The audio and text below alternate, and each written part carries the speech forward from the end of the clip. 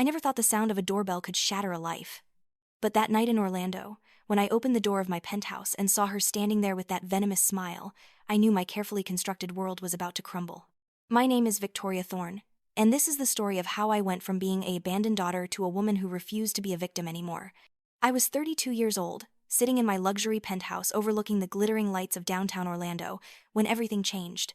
The city sprawled below me like a constellation of possibilities, each light representing someone's dream, someone's struggle, someone's triumph.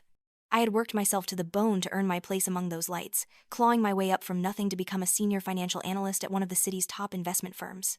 My salary was in the high six figures, I drove a sleek Mercedes, and I lived in a building where the doorman knew my name and my coffee order. But success, I learned that night, has a way of attracting the wrong kind of attention. The doorbell rang at 8:30 on a Tuesday evening. I had just poured myself a glass of Pinot Noir and was settling in to review some quarterly reports when that simple electronic chime cut through the peaceful silence of my home. I wasn't expecting anyone. My best friend Jenna was out of town at a conference in Miami, and my colleague Leo had texted earlier that he was working late on a security audit. I padded to the door in my bare feet, still wearing my work clothes minus the blazer, and peered through the peephole. What I saw made my blood run cold. Serafina Hayes, my mother. The woman who had abandoned me when I was 9 years old, leaving my father and me to struggle in a cramped apartment above a failing diner in the rough part of town. I hadn't seen her in 23 years. I hadn't wanted to. And standing next to her, with the same sharp cheekbones and calculating eyes, was a young man I didn't recognize. He looked about 19 or 20, dressed in designer clothes that screamed wealth and entitlement. His posture was arrogant, one hand casually tucked in his pocket as if he owned the world. My hand trembled on the doorknob. Every instinct screamed at me to walk away, to pretend I wasn't home, to call security and have them removed.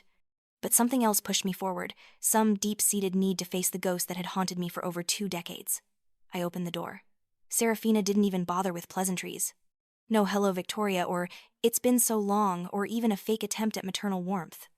Instead, she swept past me into my apartment like she owned it, her eyes immediately assessing the space with the practiced evaluation of someone calculating net worth. "Victoria, my dear daughter," she said, her voice dripping with false sweetness that made my skin crawl. "I hear you're doing quite well for yourself these days. A few $100,000 a year, isn't that right? How wonderful." The young man followed her in, and without being invited, sprawled himself across my cream-colored sofa like he was settling into his own living room. He pulled out his phone, barely glancing at me, his fingers already scrolling through whatever vapid social media feed he was obsessed with. "Who are you?" I asked, my voice coming out harder than I intended. I was still standing by the open door, my body rigid with shock and growing anger. "This is Brandon," Serafina said, running her perfectly manicured nails along my marble countertop. "Your half-brother, my son. He's about to start at Yale this fall. Do you know how much an Ivy League education costs these days, Victoria? $80,000 a year, and of course, he'll need a proper car to get around. A Porsche would be appropriate, don't you think? Maybe that new Cayenne model." I stared at her, my mouth opening and closing like a fish gasping for air. Was she serious? Was this really happening? Brandon finally looked up from his phone, his eyes raking over me with undisguised disdain. "Nice place," he said, his tone suggesting it was anything but. "I guess you've done okay for someone from your background." The dismissive way he said, "your background," the casual cruelty in his voice, suddenly snapped something inside me. All the years of pain, of wondering why I wasn't good enough for my own mother to stay, of watching my father work himself into exhaustion to provide for me, of scraping and clawing for every single thing I had achieved came rushing back in a wave of white-hot fury. "Get out," I said quietly. Serafina turned to me, one perfectly shaped eyebrow raised. "Excuse me?" "Get out of my home," I repeated, louder this time. "Right now." She laughed. It was a cold, brittle sound that echoed off my high ceilings. "Oh, Victoria. Still so dramatic. I'm your mother. Don't you think we have things to discuss? Family matters?" "Family?" The word came out as a snarl. "You abandoned me when I was 9 years old. You left Dad and me with nothing. You didn't send cards, didn't call, didn't even bother to check if we were alive. And now you show up here, after 23 years, demanding money for your new son? Get the hell out of my apartment." Brandon stood up, his face flushing red. "Don't talk to my mother like that, you ungrateful bitch." Before I could respond, Serafina stepped between us, but her mask of maternal concern was slipping. I could see the calculation in her eyes, the wheels turning as she reassessed her approach. "Victoria," she said, her voice taking on a harder edge, "you need to be very careful how you speak to me. I know things about you. I know everything, actually. Your job, your salary, your routines. I've done my homework. And trust me, you don't want to make an enemy of me." The threat was clear, but instead of frightening me, it only solidified my resolve. I walked to the door and held it open wider. If you're not out of here in 30 seconds, I'm calling building security and having you both removed, and then I'm filing a restraining order. Serafina's eyes flashed with rage, but she maintained her composure. She glided toward the door with Brandon trailing behind her, but as she passed me, she leaned in close enough that I could smell her expensive perfume. "This isn't over," she whispered. "Not by a long shot." After they left, I stood with my back against the closed door, my heart hammering so hard I thought it might burst from my chest.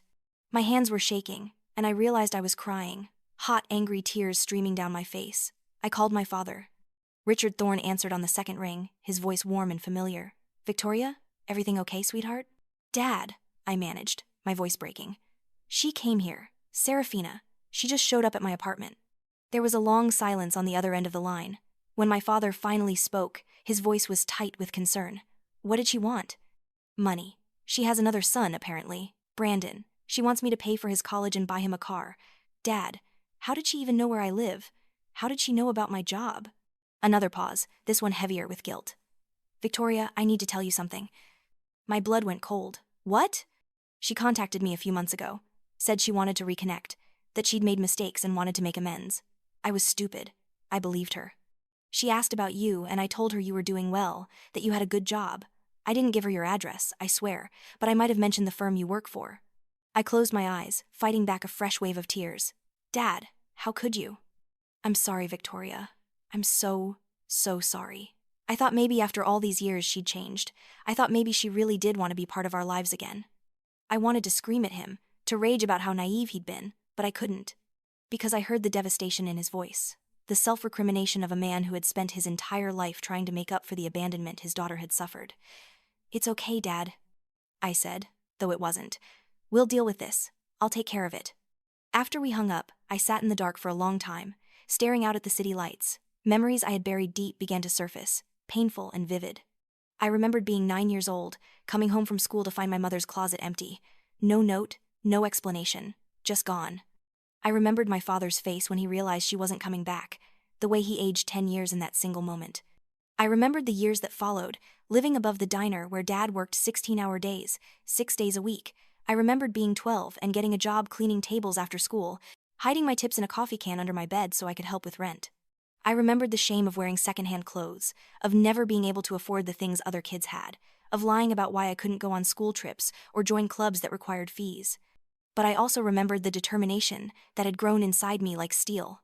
I would never be that helpless again. I would never depend on anyone who could simply walk away. I had worked 3 jobs to put myself through community college, then transferred to the University of Central Florida, where I graduated summa cum laude with a degree in finance. I had started at my current firm as a junior analyst and clawed my way up through sheer determination and refusal to accept failure, and now she wanted to take it all from me. Not just the money, but my peace, my security, my sense of self-worth that I had fought so hard to build. I wouldn't let her. The next morning, I woke up to a text message from an unknown number. "We need to talk. Meet me at the cafe on Lake Eola at noon. Don't make me wait." "Mom." The casual assumption that I would simply obey, the use of the word "mom," as if she had earned that title through anything other than biology, made my teeth grind. But I needed to face this head-on. Ignoring Serafina clearly wasn't going to make her go away. I dressed carefully for work that morning, choosing my most expensive suit, a charcoal gray Armani that fit like armor. I styled my hair into a sleek bun and applied my makeup with precision. When I looked in the mirror, I saw a woman who had survived, who had thrived, who would not be a victim. The cafe at Lake Eola Park was one of those trendy, overpriced places where Orlando's social climbers gathered to see and be seen. The outdoor seating overlooked the lake with its iconic fountain, and the midday crowd was a mix of business lunches and ladies who lunch.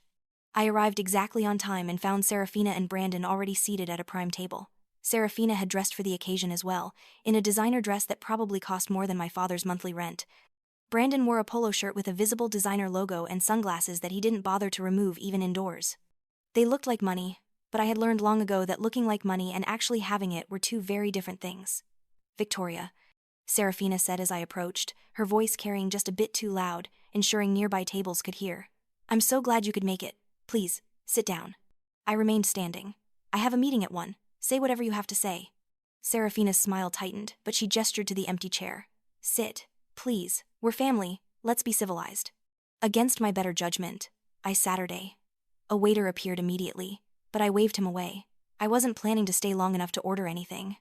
Victoria, I want to start by saying I know I wasn't there for you when you were young, Serafina began, her voice taking on a practiced tone of regret. I made mistakes. Your father and I had problems, and I handled them badly.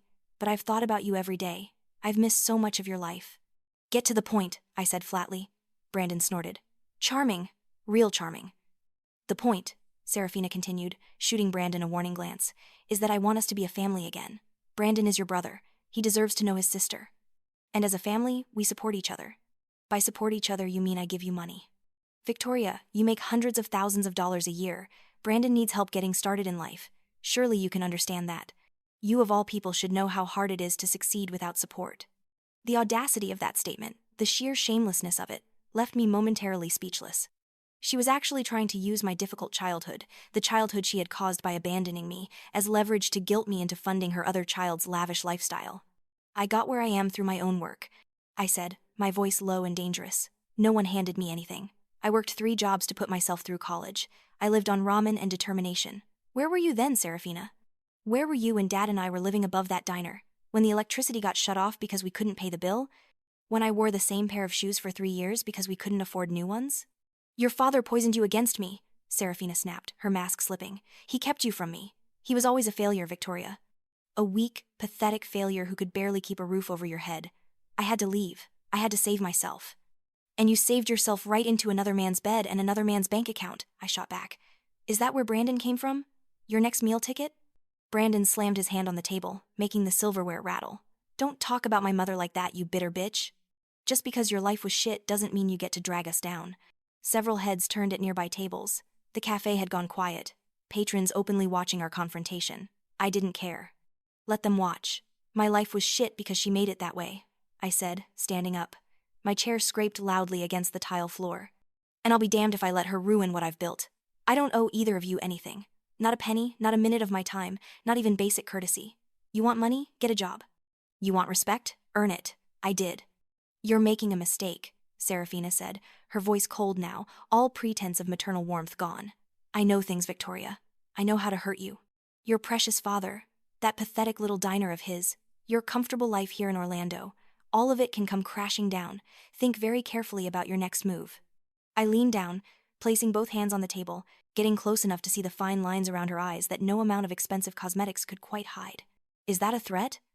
It's a promise. I straightened up, grabbing my purse. Then I guess we'll see who ends up regretting their choices. I walked out of that cafe with my head high, but inside I was shaking. She had threatened me, actually threatened me. And the worst part was, I believed she would follow through. What I didn't know was just how far she would go.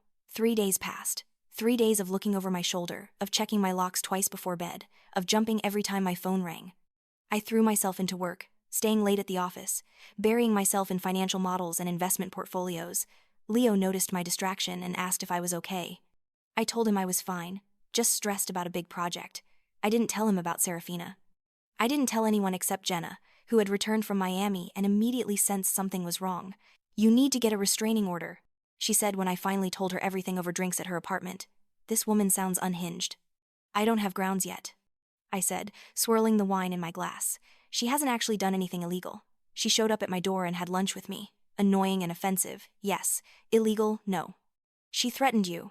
She was vague about it. Any lawyer would say it was just talk. I need something concrete. I got something concrete the following Tuesday evening. I came home from work around 7, exhausted from a particularly brutal day of client meetings. I keyed in my security code and pushed open the door to my apartment, already mentally planning a hot bath and an early night. The first thing I noticed was that the lights were on. I distinctly remembered turning them off that morning. The second thing I noticed was Brandon sitting at my desk, his fingers flying over the keyboard of my personal laptop. What the hell are you doing? I dropped my purse and rushed across the room. Brandon looked up with a smirk. Just checking out how well my dear sister is really doing. Wow, Victoria, you've got some serious cash. More than Mom said.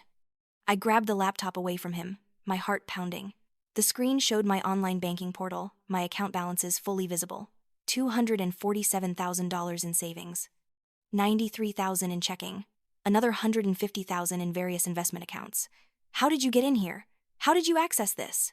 Wasn't hard, Brandon said, standing up and stretching lazily. Building security is pretty lax if you claim to be family waiting for someone. And your passwords are pathetically easy to guess. Seriously, your dad's birthday? Amateur hour.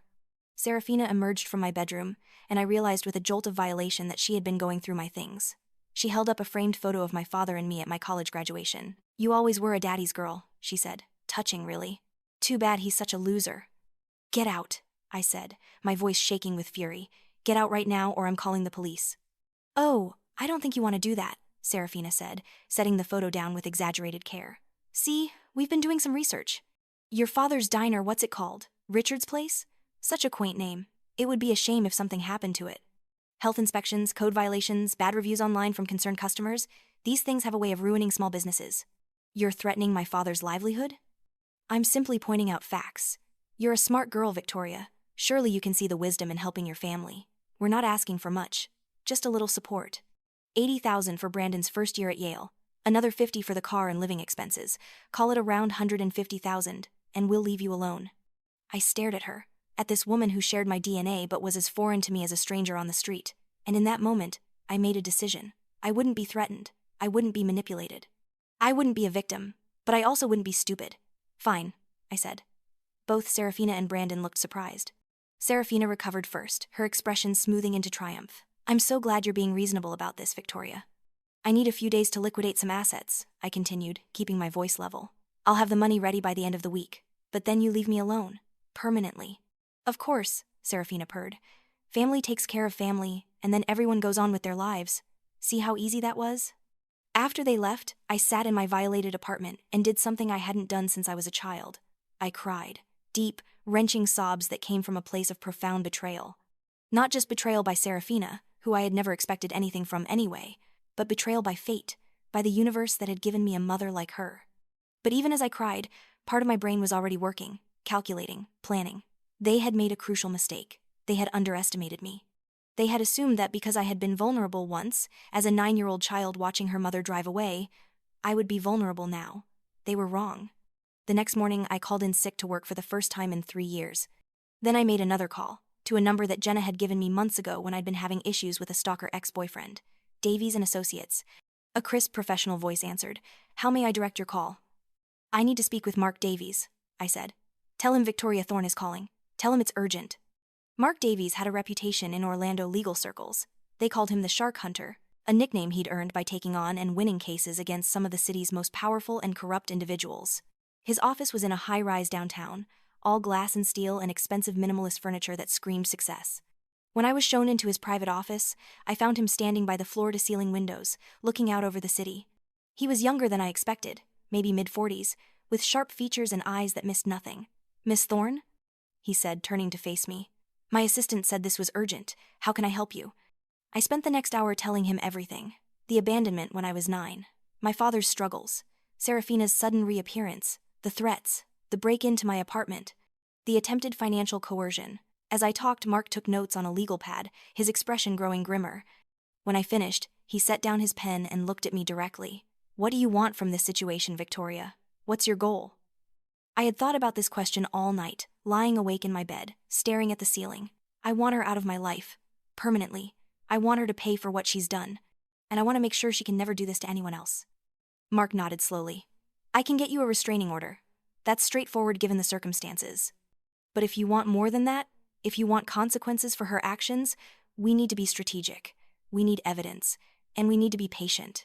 I can be patient, I said. What did you have in mind? What Mark outlined over the next hour was risky, possibly illegal if we weren't careful, but absolutely brilliant. We would give Serafina exactly what she wanted. Or at least, we'd make her think we were. You mentioned she and her son hacked into your computer and accessed your bank accounts, Mark said. That's already a crime. Computer fraud, identity theft, potential banking fraud. But if we can catch them actually attempting to steal money, the case becomes ironclad. The evidence becomes indisputable. You want me to give them access to my money? I said slowly, understanding dawning. Not your real money. We'll set up a decoy account. Transfer a significant sum into it, enough to be tempting. Make the security just weak enough that they'll think they can access it. But the account will be monitored by a cybersecurity expert I work with. Every keystroke, every login attempt, every transaction will be recorded and traceable. And when they take the bait, we'll have everything we need to put them away. Computer fraud carries serious penalties. Add in the restraining order violation once we get one in place, the harassment, the extortion attempts, and we're looking at significant jail time. I felt a cold satisfaction settle over me. Let's do it. The next 2 weeks were the most stressful of my life. Mark moved quickly on the restraining order, filing emergency paperwork that cited the break-in, the harassment, and the threats. I had to relive all of it in a deposition, every painful detail. But Judge Martinez, a stern woman in her 60s with a reputation for taking domestic issues seriously, granted a temporary restraining order immediately, with a hearing scheduled for the full order in 10 days. Meanwhile, Leo, my colleague at the firm, turned out to be more than just a financial analyst. He had a background in cybersecurity before switching careers, and when I carefully broached the subject of helping with a personal security issue, he agreed immediately. "I've been waiting for you to tell me what's really going on," he said when I finally explained everything. "I knew something was wrong. You've been looking over your shoulder for weeks." Together with Mark's recommended expert, a woman named Diana Chen, who looked about 22 but had apparently once helped the FBI track down an international hacking ring, Leo set up the trap. We opened a new account at a different bank, one that advertised itself as having state-of-the-art security. Into this account, I transferred exactly $100,000 from my actual savings. It hurt to see that much money sitting in a vulnerable position, even though Diana assured me it was traceable and recoverable. "The key is making them think they've found a back door," Diana explained, her fingers flying over her keyboard as she configured the monitoring software. "We're going to leave just enough security flaws that someone with moderate hacking skills can get in, but every single thing they do will be logged. IP addresses, device information, location data, everything." "How do we make sure they know about this account?" I asked. "You're going to tell them," Mark said. "Not directly, but close enough." The plan was elegant in its simplicity. I would accidentally leave information about the new account where Serafina could find it. I would then file the restraining order, which would officially prohibit her from contacting me. Her likely response would be to try to access the money before it became completely off-limits. "People like your mother," Mark said, "they can't resist one last score, especially when they think you're taking away their access. She'll move fast and carelessly." I reached out to an old acquaintance, someone I'd known in high school who I knew had stayed in touch with Serafina over the years. Michelle Sanders had always been something of a gossip, and I was betting she still was. I met Michelle for coffee at a Starbucks near her office in Winter Park, making small talk for the first 15 minutes, before casually steering the conversation toward my finances. "I'm actually in the process of moving a bunch of my assets around," I said, stirring sugar into my latte. "My financial advisor recommended spreading things across multiple banks for better FDIC coverage. I just opened a new account at First National, moved $100,000 into it. It's amazing how much easier online banking makes everything these days." Michelle's eyes had gone wide at the mention of $100,000, and I knew she would repeat this information to anyone who would listen. I even accidentally left a printout of my new account information, peeking out of my purse when I excused myself to use the restroom. 3 days later, on a rainy Thursday afternoon, the restraining order hearing took place. Judge Martinez listened to testimony from me, my father, and even Jenna, who had witnessed my distress after Serafina's appearances. Serafina showed up with her own lawyer, a sleazy-looking man in an ill-fitting suit who tried to paint her as a concerned mother simply trying to reconnect with her estranged daughter. "Your Honor," he wheedled, "my client deeply regrets the years of separation from her daughter. She's simply trying to rebuild that relationship. These allegations of harassment and threats are grossly exaggerated." Mark stood up, his 6'3" frame imposing in his tailored suit. "Your Honor, I have documented evidence of Miss Hayes and her son Brandon Hayes breaking into my client's home, accessing her private financial records without permission, and making explicit threats against both Miss Thorne and her father's business. This isn't about reconnecting. This is about financial exploitation and harassment." He presented the security footage I'd had installed after the break-in, showing clearly Brandon and Serafina entering my building and my apartment. He played the recording I'd made of our conversation in my apartment on my phone's voice memo app, which I'd had the presence of mind to activate when I saw them there. Serafina's voice came through, clearly threatening my father's diner. Judge Martinez's expression grew thunderous as the evidence piled up. "Miss Hayes," she said, her voice cold, "I'm granting a permanent restraining order. You and your son are to have no contact with Miss Thorne, direct or indirect. You are not to come within 500 feet of her residence, her workplace, or her father's establishment. You are not to contact her by phone, email, text, social media, or any other means. You are not to attempt to contact her through third parties. Do you understand?" Serafina's face had gone white with rage, but she nodded stiffly. "Yes, Your Honor. Furthermore, I'm referring this case to the State Attorney's Office for possible criminal prosecution for breaking and entering and computer fraud. Bailiff, please ensure Miss Hayes and Mr. Hayes receive copies of this order before they leave the courthouse." As we left the courtroom, I saw Serafina staring at me with such pure hatred that it actually made me take a step back. But Mark was there, his hand on my elbow, guiding me away. Phase 1 complete. he said quietly. Now we wait and see if she takes the bait. She took it faster than we expected. That very night, at 11:47 p.m., Diana's monitoring system lit up like a Christmas tree. Someone was attempting to access the decoy account. The IP address traced back to a residential address in Maitland, a suburb north of Orlando. The same address listed on Brandon Hayes' driver's license. Diana called me immediately, her voice crackling with excitement. "Victoria, they're in right now. I'm recording everything."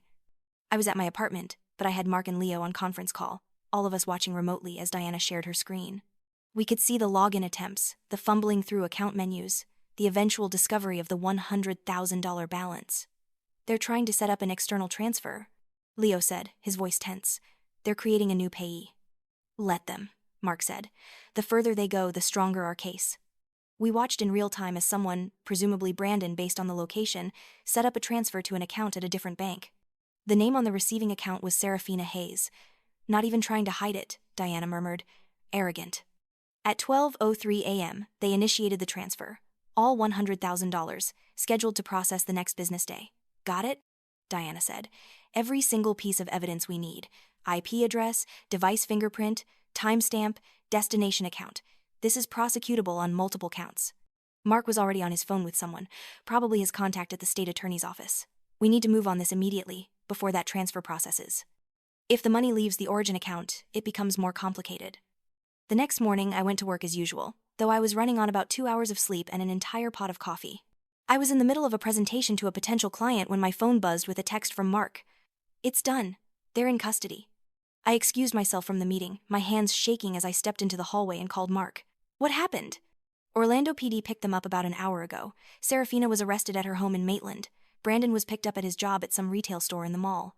They're both being charged with computer fraud, identity theft, attempted grand theft, and violation of the restraining order. The state attorney is taking this very seriously." "These aren't minor charges, Victoria. They're looking at real prison time." I leaned against the wall, feeling a wave of emotion so complex I couldn't name it. Relief, certainly, vindication.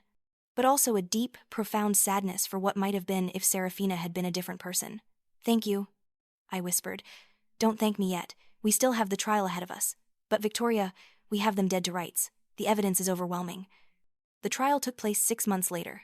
6 months during which I could finally breathe, finally sleep through the night without waking up in a panic, finally start to process everything that had happened. Jenna was there for me through all of it, as was my father, who had been devastated to learn the full extent of what Serafina had tried to do. "I should have seen it," he kept saying. "I should have known she hadn't changed." "You wanted to believe the best of her," I told him. "That's not a weakness, Dad. That's called being a good person." The trial itself was a spectacle. The prosecution, led by Assistant State Attorney Patricia Gomez, a fierce woman with a reputation for never losing a case, laid out the evidence methodically. The security footage, the recording from my apartment, the computer forensics showing the hacking attempts, the bank records showing the attempted transfer, and finally, my testimony. I sat on that witness stand and told my story. All of it. The abandonment, the poverty, the struggle, the recent harassment and threats. And the violation I felt when I learned they had broken into my home and tried to steal money I had earned through years of hard work. Serafina's defense attorney tried to paint her as a desperate woman driven by concern for her son's future. He tried to suggest that I had somehow led them on, that I had promised financial support and then reneged. But Mark, acting as my legal representative in the proceedings, shredded those arguments with brutal efficiency. "Miss Hayes abandoned her daughter at age 9, he said during closing arguments. She had no contact with her for 23 years. Then, upon learning of her daughter's financial success, she suddenly reappeared demanding money. When that didn't work, she broke into her daughter's home, violated her privacy, threatened her father's livelihood, and attempted to steal $100,000. This isn't a family dispute. This is predatory criminal behavior, plain and simple." Brandon testified in his own defense, which turned out to be a catastrophic mistake. Under cross-examination by Patricia Gomez, his arrogance and sense of entitlement came through loud and clear. "Did you believe you had the right to access your sister's financial accounts?" Patricia asked. "She's family," Brandon said with a shrug. "Family helps each other out." "But Miss Thorne didn't offer to help you, did she?" "She should have. She's loaded. What's $100,000 to someone like her?" "So you felt entitled to take it?" "I felt entitled to what should have been offered." The jury deliberated for less than 3 hours, guilty on all counts. I was in the courtroom when the verdict was read. I watched Serafina's face crumble, watched Brandon's arrogant mask finally crack as the reality of his situation hit him. The bailiff moved forward with handcuffs, and for the first time since this nightmare began, I saw fear in their eyes. Sentencing came 2 weeks later. Judge Martinez, the same judge who had granted my restraining order, presided. She had clearly followed the case closely, and her expression was stern as she addressed the defendants. "Miss Hayes, Mr. Hayes," she began, "you have been found guilty of serious crimes motivated by greed and a shocking lack of regard for family bonds or the law. Miss Serafina Hayes, you abandoned your daughter as a child, depriving her of maternal care and support during her formative years. You then attempted to exploit her success she achieved despite your abandonment, not because of any help from you. When she rightfully refused to be victimized, you escalated to criminal behavior." She turned to Brandon. "Mr. Hayes, you are a young man who has been raised to believe that you are entitled to whatever you want, regardless of who you hurt to get it. That ends today." The sentences were harsh. Serafina received 5 years in state prison, with no possibility of parole for the first 3 years. Brandon received 3 years, with credit for time served and possibility of parole after 18 months. Both were ordered to pay restitution to me for the legal fees, the security upgrades to my apartment, and the emotional distress they had caused. The restitution amount totaled over $200,000. "I don't have that kind of money," Serafina protested. "Then I suggest you figure out how to earn it," Judge Martinez said coldly. "Just like your daughter did.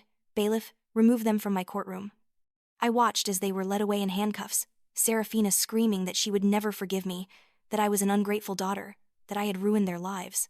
Brandon said nothing, his face pale and shocked. I felt nothing. No satisfaction, no revenge, no closure, just emptiness. Mark put his hand on my shoulder as we stood to leave. "Are you okay?" "I don't know," I admitted. "I thought I'd feel better." "Healing takes time," he said gently. "Justice was served today, but that doesn't erase what happened. Give yourself permission to process this however you need to." The weeks following the sentencing were strange. I found myself going through the motions of my life, work, home, repeat, but feeling disconnected from it all. Jenna noticed, of course.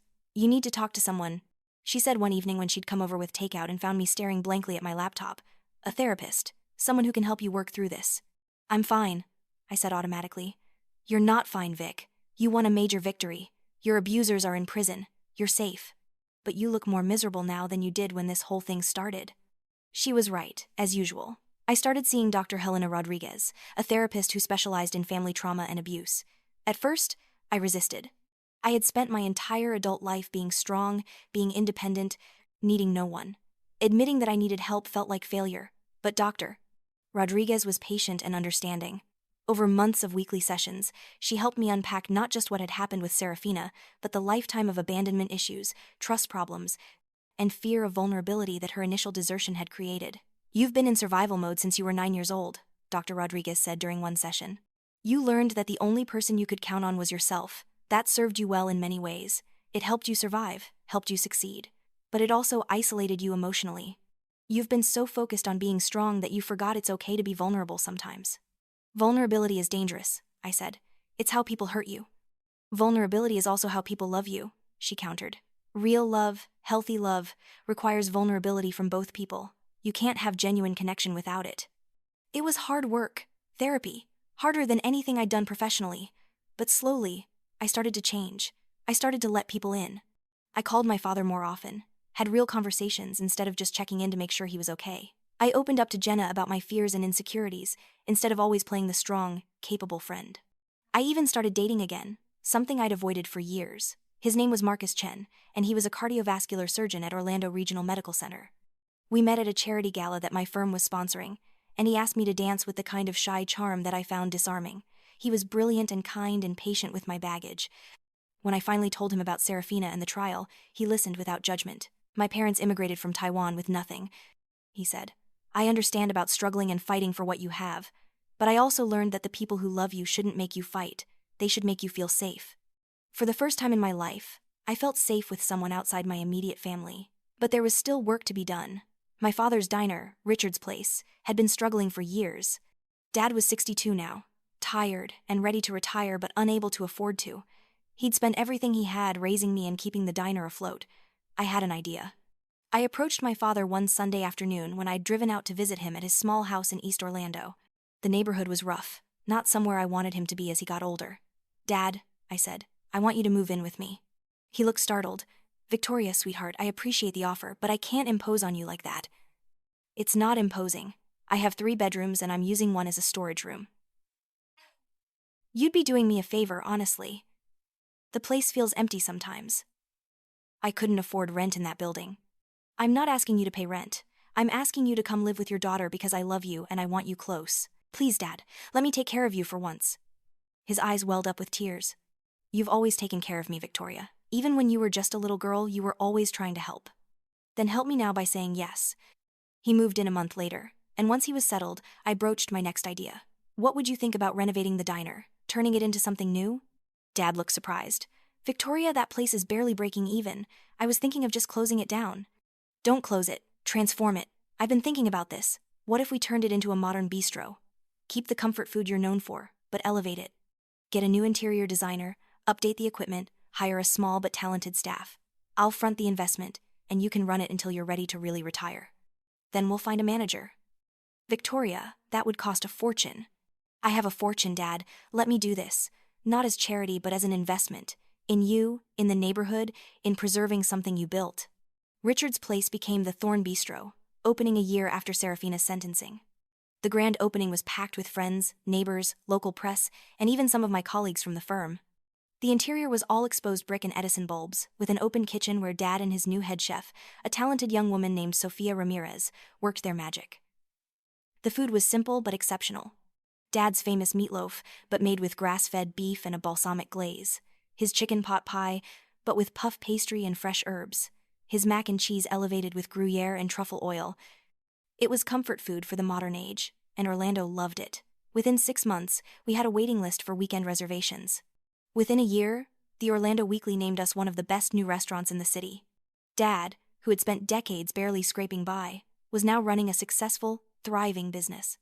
I don't understand how this happened, he said one evening as we sat in the bistro after closing, sharing a bottle of wine. You're a great cook, Dad. You always were. You just never had the resources to show people what you could really do. He reached across the table and took my hand. I'm so proud of you, Victoria. Not because you're successful or wealthy, but because you're good. Despite everything, despite your mother, you turned out good. I squeezed his hand, feeling tears prick my eyes. I had a good example. But there was one more thing I wanted to do. One more way I could turn the pain of my past into something positive. I established the Thorn Foundation, a nonprofit organization dedicated to helping children from low-income families access education and opportunities. We provided scholarships, tutoring, mentorship, and enrichment programs. We partnered with schools in underserved neighborhoods, offering after-school programs and summer camps. Jenna came on board as the executive director, bringing her event planning expertise to our fundraising efforts. Leo joined as our technology director, creating an online platform that connected volunteers with kids who needed help. Marcus became involved too, organizing health screenings and wellness programs for our families. The first scholarship we awarded was to a 9-year-old girl named Destiny Johnson. She lived in the same neighborhood where I'd grown up, in the same kind of circumstances. Single parent, struggling financially, but so bright and eager to learn. When I met her at the scholarship ceremony, I saw myself in her eyes. Miss Thorne, she said shyly, thank you for helping me. I'm going to work really hard and make you proud. I knelt down to her level. Destiny, you don't have to make me proud. You just have to make yourself proud. Work hard, dream big, and remember that your circumstances don't define you. You define you. She hugged me, and I felt something shift inside me. This was it. This was the closure I'd been looking for. Not revenge, not justice, not even vindication, but transformation. Taking the worst thing that had happened to me and using it to make sure other kids didn't have to suffer the same way. 2 years after the trial, I received a letter. It was from Serafina, forwarded through Mark's office. He'd called me before sending it, asking if I wanted to receive it. You don't have to read it, he said. You don't owe her anything, not even the courtesy of opening her mail. I want to, I said. I think I'm ready. The letter was 4 pages long, handwritten on prison stationery. I sat at my desk in my home office, the letter in my hands, and took a deep breath before reading. Dear Victoria, I am writing this from the Lowell Correctional Institution, where I am serving my sentence. I know you probably don't want to hear from me. I know I don't deserve your attention or your forgiveness. But I need to say these things, even if you never respond. I was wrong. About everything. I was wrong to leave you when you were a child. I was wrong to justify it to myself by blaming your father. I was wrong to show up after all those years demanding money. I was wrong to threaten you and try to steal from you. I have had a lot of time to think here, and I am starting to understand the depth of the damage I caused. I told myself for years that I left because I had to, because I couldn't handle the poverty and the struggle. But the truth is, I left because I was selfish and weak. I chose the easy way out, and I chose myself over my own child. There is no excuse for that, no justification that makes it okay. When I came back into your life, I told myself I was entitled to something from you because I gave birth to you. But I realize now that being a mother is more than biology. It's about being there, supporting, loving, sacrificing. Your father did all of those things. I did none of them. He was your real parent. I was just the woman who walked away. I know you probably think this letter is just another manipulation, another attempt to get something from you. But I promise you, I'm not asking for anything. I don't want your money. I don't even want your forgiveness, because I don't deserve it. I just wanted you to know that I understand what I did to you. I understand that I damaged you in ways that will probably never fully heal. And I am truly, deeply sorry. Brandon is here too, at a different facility. He's angry at me, angry at you, angry at the world.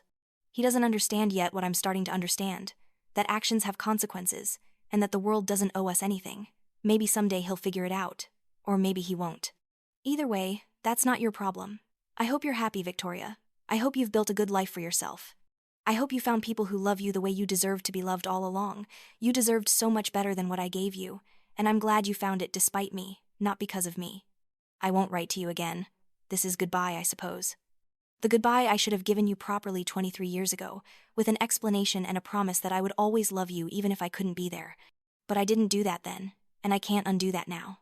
Take care of yourself, Victoria, and take care of your father. He's a good man, better than I ever deserved. Serafina. I read the letter 3 times, looking for the angle, the manipulation, the hidden agenda, but I couldn't find one. Maybe there wasn't one. Maybe, after 2 years in prison with nothing but time to think, Serafina had actually developed some self-awareness. Or maybe this was just another con, a long game I couldn't see yet. In the end, it didn't matter. I folded the letter carefully, placed it in my desk drawer, and never responded. She was right about one thing. I didn't owe her forgiveness. Forgiveness wasn't something someone could earn through words alone. It was something I could choose to give or not give, and right now, I chose not to. But I also chose not to hate her anymore. Hate required energy, attention, emotional investment. She didn't deserve those things from me, so I let her go, not with forgiveness, but with indifference. She was a chapter in my life that was closed. 3 years after the trial, on a warm spring evening, Marcus proposed to me on the terrace of my penthouse. He'd organized a surprise party with all our friends and family, but he pulled me aside just before everyone arrived, getting down on one knee with a ring that sparkled in the setting sunday. "Victoria Thorne," he said, his voice shaking slightly with emotion, "you are the strongest, most resilient, most compassionate person I've ever met. You've survived things that would have broken other people, and you've turned that survival into a mission to help others. I want to spend the rest of my life supporting you, loving you, and being the kind of partner you deserve. Will you marry me?" I looked at him.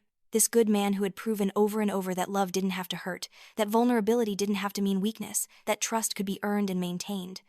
I looked past him at the city where I'd built my life, where I'd transformed pain into purpose. "Yes," I said. "Yes, absolutely yes." The wedding was small but perfect, held at the Thorn Bistro with Dad walking me down the aisle and Jenna as my maid of honor. We danced under string lights in the same space where my father had once struggled to keep his failing diner open, now transformed into something beautiful and thriving. That night, as Marcus and I drove away from the reception toward our honeymoon, I thought about the 9-year-old girl I had been, watching her mother drive away. I thought about the scared, lonely child who had promised herself she would never be vulnerable again. I thought about the angry, hurt woman who had almost let her mother's betrayal poison her entire life. And I thought about the woman I had become. A woman who had learned that strength wasn't about never needing anyone. It was about knowing who was worthy of your trust and having the courage to let them in. A woman who had turned abandonment into activism, pain into purpose, trauma into triumph. I had spent so much of my life believing that family was defined by blood, by obligation, by biological connection. But I was wrong. Family was defined by choice, by love, by showing up day after day and choosing each other. My father was my family. Jenna was my family. Leo, Diana, Mark, Doctor, Rodriguez, Sophia from the bistro, the kids we helped through the foundation, and now Marcus. They were all my family, a family I had built, piece by piece, choice by choice. And Serafina? She was just someone I used to know, someone who taught me, through her absence more than her presence, exactly what kind of person I didn't want to be. 5 years after that night, when my doorbell rang and my old life ended, I stood on the same terrace overlooking Orlando. But I wasn't alone anymore. Dad sat in a comfortable chair nearby, reading the paper and enjoying his retirement. Marcus was inside making coffee. On the table next to me was a photo from our foundation's most recent scholarship ceremony, 25 kids whose lives we were helping to change. My phone buzzed with a text from Jenna. Board meeting next week. Also, we have 3 new donors who want to meet you. Also, your goddaughter wants to know when Aunt Victoria is taking her to Disney again.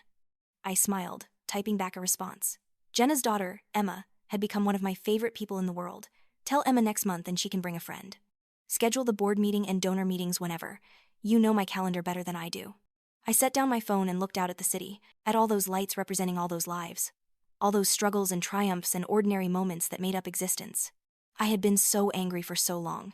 Angry at being abandoned, angry at being poor, angry at having to fight for everything while other people had it handed to them. But somewhere along the way, the anger had burned out, replaced by something more powerful. Purpose, gratitude, hope. I hadn't just survived what happened to me. I had transformed it into something meaningful. Every kid we helped through the foundation was proof that trauma didn't have to be the end of the story. It could be the beginning of something better. Coffee's ready? Marcus called from inside. And your dad wants to know if you're free for dinner tomorrow. He's testing a new menu item. Tell him yes, I called back. I took one last look at the city, then turned and walked inside to my family. The family I chose. The family that chose me back. Years later, someone asked me if I ever regretted how things turned out with Serafina. If I wished things could have been different. If maybe there could have been reconciliation and healing instead of prison and permanent separation. I thought about it carefully before answering. I wish I'd had a mother who loved me enough to stay. I said honestly. I wish my childhood had been easier, that my father hadn't had to struggle so hard, that I hadn't spent so many years feeling worthless because the person who was supposed to love me unconditionally chose to leave. I paused, choosing my next words carefully. But I don't wish I'd let her manipulate me or steal from me or continue to hurt me in the name of family. Some people think forgiveness means letting toxic people back into your life, but sometimes the most loving thing you can do for yourself is to walk away. Sometimes the strongest thing you can do is refuse to be a victim. So you don't regret how it ended? I regret how it started, I said. But I'm proud of how it ended. I stood up for myself. I protected my father. I made sure she faced consequences for her actions. And then I took all that pain and turned it into something that helps people. That's not revenge. That's justice. And more importantly, it's healing. Today, the Thorn Foundation has helped over 500 children. Richard's Place, now the Thorn Bistro, is a landmark in East Orlando, employing 30 people from the local community. My father is healthy and happy at 67. Marcus and I are talking about starting a family of our own. And me? I'm finally free. Free from the weight of abandonment. Free from the need to prove myself. Free from the little voice that used to whisper I wasn't good enough, wasn't lovable enough, wasn't enough. I look at my life now, at everything I've built and everyone I've surrounded myself with, and I know the truth. I was always enough. Serafina's inability to see that was her failure, not mine. And in the end, I didn't just survive her betrayal. I thrived because of my refusal to let it define me. That's my story. That's how I went from being an abandoned child to a woman who created her own family, her own success, her own happiness. It wasn't easy. It wasn't quick. And there were days when I wanted to give up, when the pain felt too heavy to carry. But I kept going. I kept fighting. I kept choosing myself, choosing growth, choosing hope. And if you're reading this and you're going through something similar, if someone who was supposed to love you has hurt you, betrayed you, abandoned you, I want you to know something. You are enough. You were always enough. Their failure to see your worth doesn't diminish it. It just reveals their limitations, not yours. Stand up for yourself. Set boundaries. Protect your peace. Build your own family from the people who earn their place in your life through love and respect and showing up. And most importantly, don't let their betrayal be the end of your story. Let it be the beginning of something better, something you create, something that's yours. Because that's the real revenge. Not making them pay for what they did, but building a life so full and so happy that what they did doesn't matter anymore. That's what I did. And if I can do it, so can you. My name is Victoria Thorn. I was abandoned at 9, exploited at 32, and I turned both into fuel for something beautiful. This is my story. What's yours?